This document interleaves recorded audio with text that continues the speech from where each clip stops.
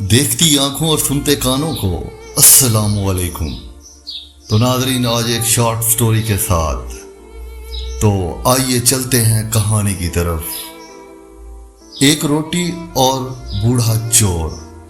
ایک امریکی ریاست میں ایک بوڑھے شہری کو صرف ایک روٹی چوری کرنے کے الزام میں گرفتار کرنے کے بعد عدالت میں جب پیش کیا گیا تو اس نے بجائے انکار کے اعتراف کیا کہ ہاں میں نے چوری کی ہے، اور جواب یہ دیا کہ وہ بھوکا تھا اور غریب تھا، قریب تھا کہ میں مر جاتا۔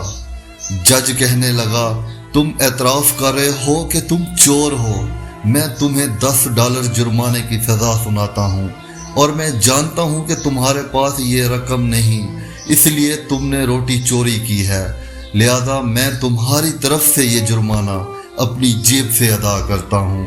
مجمع پر سناٹا چھایا ہوا تھا اور لوگ دیکھتے ہیں کہ جج اپنی جیب سے $10 نکالتا ہے اور اس بوڑھے شخص کی طرف سے یہ رقم خزانے میں جمع کرنے کا حکم دیتا ہے۔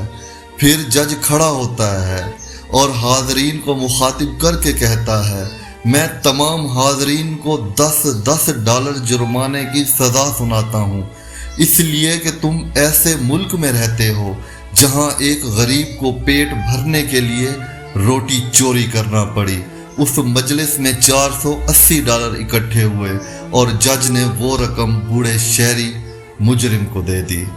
تو ناظرین، اگر ہماری کہانی اچھی لگی ہو تو اس کو لائک کریں اور ہمارے چینل کو لازمی سبسکرائب کریں۔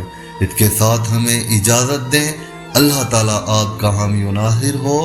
سپرد خدا۔